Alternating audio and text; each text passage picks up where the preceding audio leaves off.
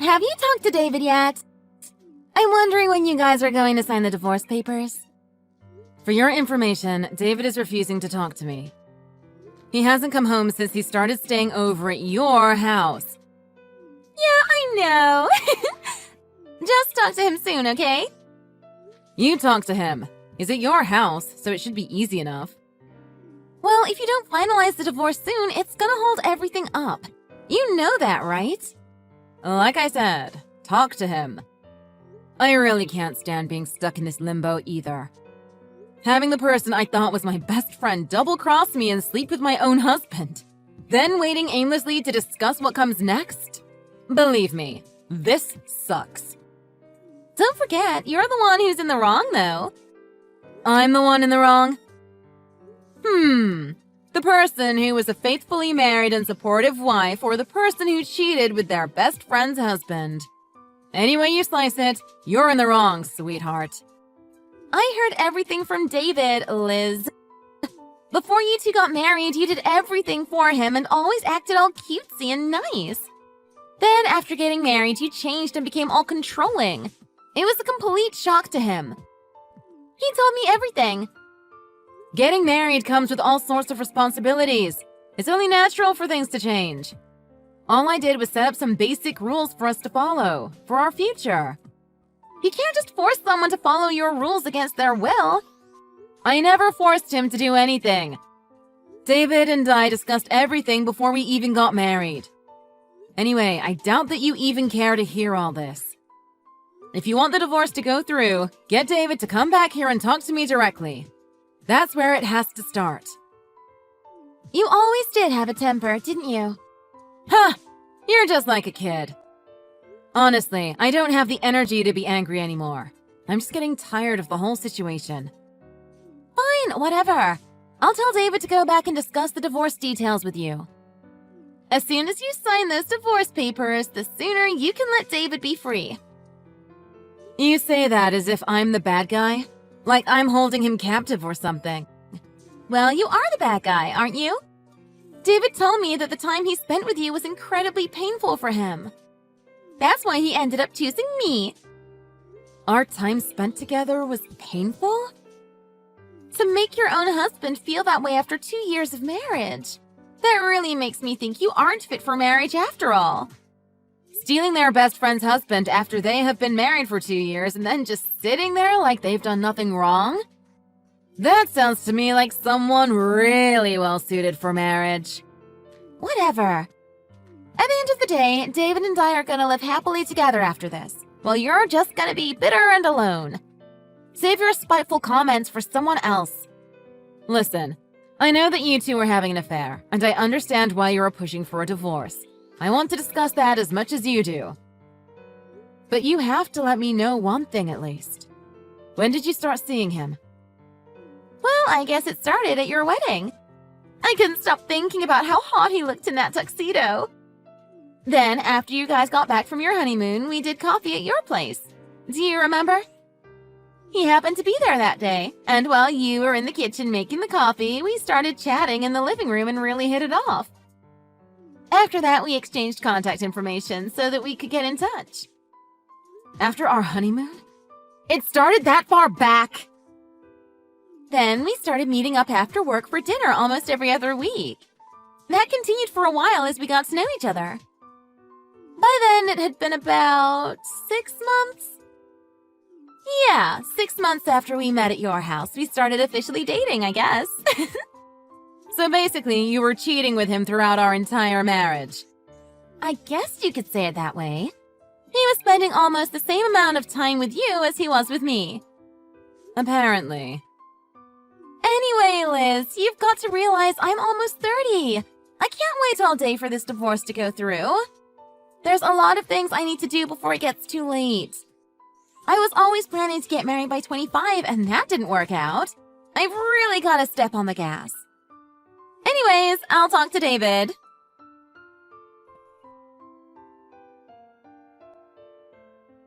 David, you need to come and talk to me. We need to resolve this divorce situation. Finally, you came around to the idea of divorce, eh? Did Shelley say something to you? Actually, I was going to talk to you to decide if divorce was the best option, but I just talked to Shelley and that convinced me. There's no other option than going through with the divorce. When you come back, we can start discussing the conditions. All right, I'll come back then. Just get the divorce papers ready, okay? I'll just have to sign them and we're done. Not so fast. We need to talk about dividing our assets, mainly the car. It's gonna take time to decide all of those things. I can't be dealing with all the trouble of dividing the assets, Liz. I don't have time for that. I'm not gonna be caught up in a complicated divorce that just drags on forever. Shelley's been waiting to get married, so we've got to get this divorce over with quickly and move on. David, I don't think you realize where you stand in this situation. There you go on one of your power trips again. Not this time, Liz. Times like this are exactly the reason why I left you for Shelley. Yeah, you're one to talk. I heard you asked for her phone number right after we got married. Right from the beginning, you already had your eyes on other women. There's nothing I could have done. She was, like, way more attractive than you. If you're a guy, it's impossible not to ask for the digits of a hot girl like that. Actually, it would be rude not to ask. What world are you living in where asking out your wife's friend is considered good manners? Never mind.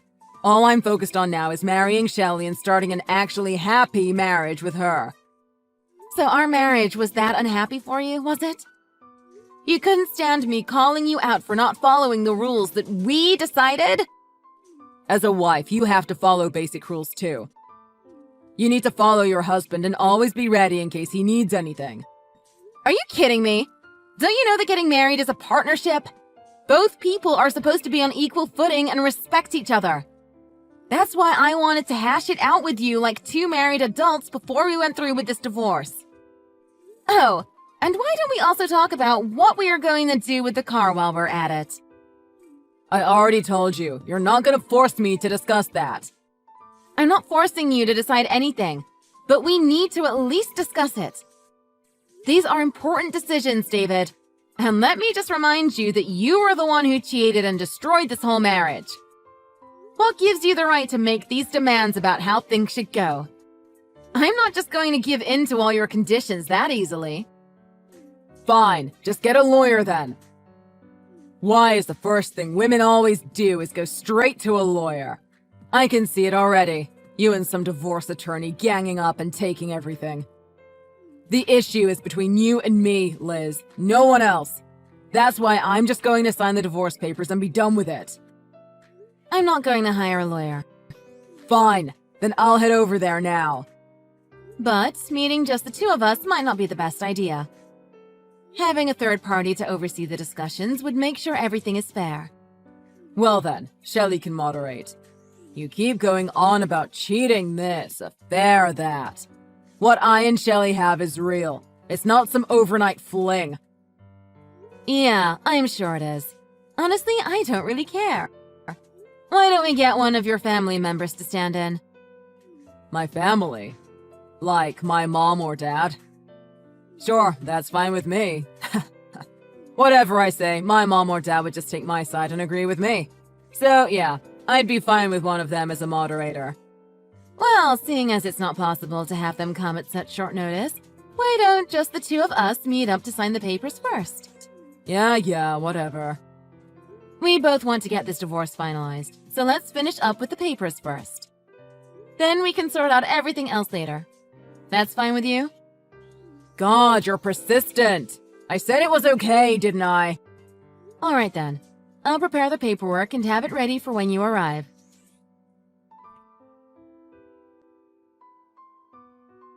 Liz, thanks for getting all that messy divorce business over with. Now that that's done, David and I are going to register our marriage at the city hall today. That means we will be officially married. Crazy, isn't it? We are thinking about having the wedding soon, but I may wait a bit just so I make sure everything is perfect. Congrats. That's fast, isn't it? I only just submitted the divorce papers yesterday. Well, did you know that yesterday was actually Friday the 13th? Spooky, right? We originally wanted to sign the marriage papers yesterday, but we thought it would be bad luck to do it then, so we chose today instead. That way we can start our married life off on a positive note. Okay. We haven't set the date yet, but we're definitely going to have a huge wedding. I'll be sure to send you an invitation too. I'm gonna go all out and order a custom-made dress from France. I've already picked out the design. Remember how your dress was kind of... frumpy? Yeah, mine is not gonna be like that. It's gonna be way more gorgeous. Also, we're thinking of having the wedding in a vineyard outside of town, then probably doing the honeymoon in Hawaii. Oh, Liz, it's gonna be amazing! Thanks for the invitation, but after this divorce is settled, I don't want to have any association with you or David anymore. I don't want to hear about your dream wedding, your dress, anything. I'm good. But I have to at least tell you about our plans after the wedding. I said I don't want to hear anymore. Oh, but we're thinking of building a house. At first, we were just going to buy, but with the price of real estate these days, it makes more sense to just hire a contractor. Besides, my dream home needs to be perfect, with a big yard and a back patio like I've always wanted. It's going to be amazing to have a place of our own to raise our kids, get a dog, have barbecues with friends, you name it. I'm thinking around 2,500 square feet most likely, with me and David's room on the top floor, then the kids' rooms and the guest room on the first floor. You are welcome to stay anytime. Not that I care, but... is all that true? You're really building a house? That's right! We're actually planning to start work on the house right after the wedding. We're actually just in the car heading to see some model homes at this very moment. You're in the car? Yeah, we just had French and are heading there now. Hold on. Is that a rental car? What do you mean? It's David's car. David's car? That's my car! What is he thinking? We haven't even talked about splitting up the assets, including that car. You don't need to be so greedy. Anyway, you guys are gonna talk about these things soon, right? After we get married, David and I are gonna need a car, so I think we should have this one. Then you can take the furniture and appliances. That's fair, right? I'm not going to discuss this with you. That's for me and him to decide. You're gonna want him to pay alimony, aren't you? After checking online, I found out that a spouse who was married for only 2 years has far lower necessary payments. You shouldn't expect to receive that much. Did you research this? Obviously, if David and I are going to build a house, we're going to have to plan all of the costs out ahead of time. If David has to pay alimony, how is he expecting to pay for this house? We're going to take out a loan. A loan? You don't know what a loan is? Well, it's when you borrow money from the bank and then pay interest on the amount you borrowed. Oh, you probably don't know what interest is either. You really do lack common sense on these sorts of things, don't you? That must be why David dumped you. I'm not stupid. I know what a loan is. Yeah, well, we will get a loan for the house, then start building after that. Since we have a car, building somewhere a bit outside of town should be fine. We're thinking maybe even near the countryside. Besides, property value is cheaper out there, so we could scoop up a property for $500,000 or so. What kind of bank is just going to hand you that kind of money? David's got it covered. He said we just need to pay a little bit more than our current rent and we'll be good to go. Basically, it's life on easy mode. Oh, sorry, I better go. We just arrived at the housing complex. There are so many cool houses here. I can't wait to check them out. See ya!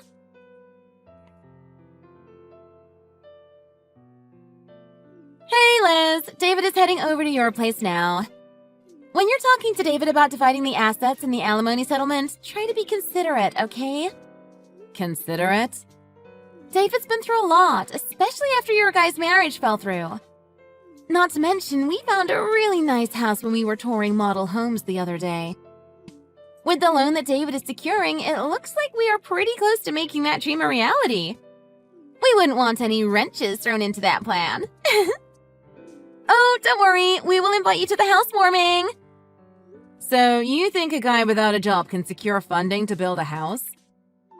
A guy without a job? Who are you talking about? It should be obvious. I'm talking about David. Why would you say something so stupid? I know for a fact David works full-time. I see him heading out the door to work every morning. He's not only unemployed, but he's in some serious debt. Debt? Actually, I just found out about the debt recently myself. It turns out he was hiding it from me. The interest just kept piling up over the last couple years to such an extent that his credit score is totally in the red. In his situation, securing a loan from any reputable money lending service is basically impossible. Even still now, it seems like the interest is still adding up with each passing month. Hold on! Why haven't I heard anything about this? If you knew all this time, why didn't you say anything about it? Like I said, I just found out. He was hiding it from me as well. Wait a minute. So he got in all this debt and is now unemployed? How does that work? I better explain everything from the beginning, because I'm pretty sure David is not going to tell you. At least he didn't when he was married to me. Give me the cold hard facts, Liz. I need to hear this. Well, apparently, it all started before David and I were married. You see, his family's company was struggling. Even up to that point, they had been relying on loans just to scrape by and had debt mounting up already. David worked as a bicycle delivery person to try and help out his family, but it was in vain. The company had already reached a point of no return. At that point, the smart move would have been to declare bankruptcy, but David kept borrowing more money just to cover the losses and keep his family's business afloat. So you're saying he helped his family's company get back on their feet? That's good, right? He certainly tried, but the company was already in too deep. His parents actually did fill out the paperwork and were prepared to file for bankruptcy, but David just continued borrowing money stubbornly with no realistic view of the whole situation. If that's not enough, when he got married to me, he paid for the whole wedding, the honeymoon, everything, with borrowed money. No way! How much debt does he actually have? From my understanding, it's somewhere in the ballpark of $200,000. 200,000? What? Then, when the timing couldn't be worse, David was fired from his job right after we got married, leaving him unemployed. Are you serious? That kind of debt and unemployed? So, after we got married, I had to set ground rules for him to follow, like helping out around the house and going to the unemployment agency to look for leads on jobs. Don't forget, we were living entirely off of my income, and I needed him to get his act together if we were going to make our marriage work. That's what he meant by controlling.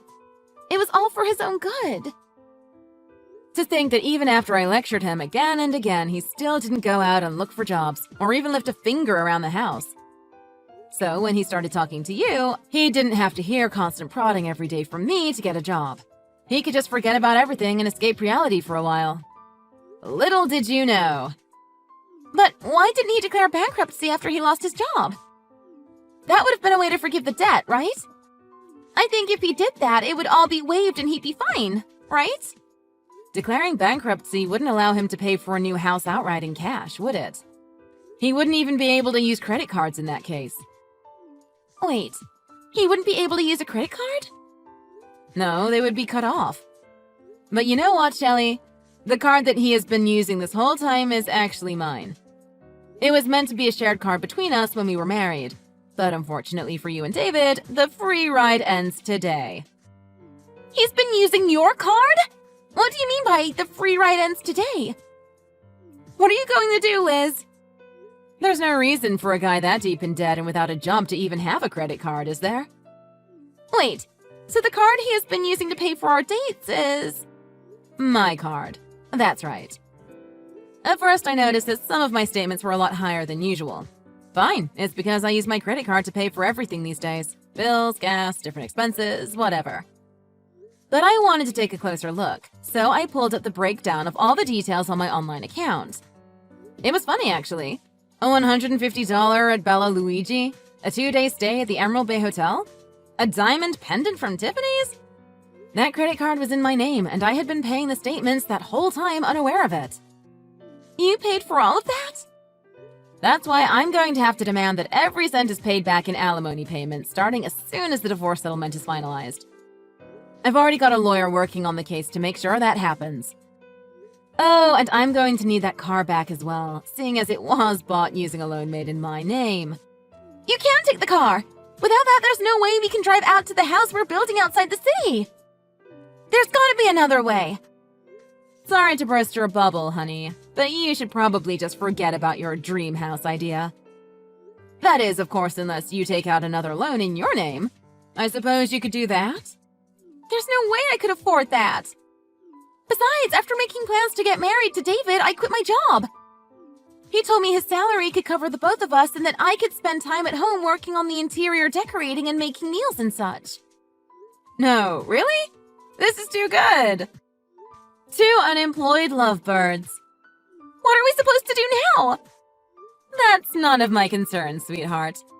No matter how you look at it, you and David brought this all upon yourselves. So it's within my right to ask that he pays alimony, down to every cent that was spent using my credit card. Liz, I'm so sorry. I didn't mean for it to turn out like this. There's no way David can pay all that back. Especially how he's already $200,000 in debt. He doesn't have a job. I don't have a job. How are we supposed to live? If you don't think David will be able to pay himself, you could help by chipping in yourself. I know it's David who has to pay all of it, but, you guys are married, right? Oh, and if anything is unclear or you have any questions, a lawyer will be contacting you shortly. Please, Liz, let's think about this. I'm begging you. When you're in trouble, I'll help you out. You can ask me for anything and I'll do it. We're childhood friends, after all. Yeah, we used to be friends. Thanks for the kind offer, but I've got other people I can turn to. People I can actually trust. Besides, I wouldn't want to disrupt you and David's first year of marriage. The two of you will have lots of time to think about your dream future together. Bye. Wait, Liz! Wait!